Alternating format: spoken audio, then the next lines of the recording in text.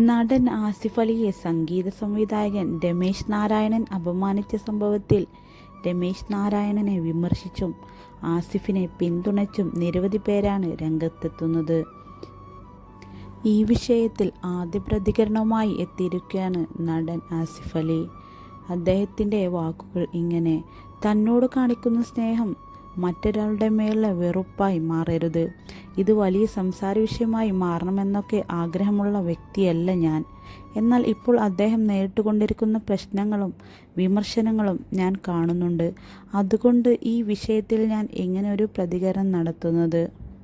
അദ്ദേഹത്തെ അവതാരിക സ്റ്റേജിലേക്ക് വിളിക്കാൻ മറന്നു.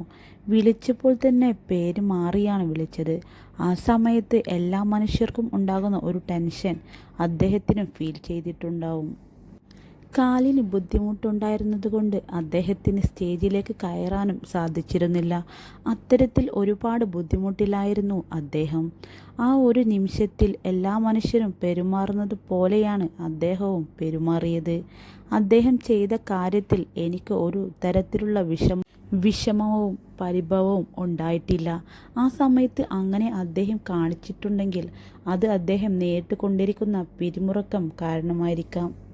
അത്രയും പ്രായവും സീനിയോറിറ്റിയുമുള്ള അദ്ദേഹത്തെ കൊണ്ട് എന്നോട് മാപ്പ് പറയുന്നതിലേക്ക് വരെ ആ വിഷയം എത്തിച്ചു. അതിലൊക്കെ ഒരുപാട് വിഷമമുണ്ട്. ലോകത്തുള്ള എല്ലാ മലയാളികളും എന്നെ പിന്തുണച്ചു.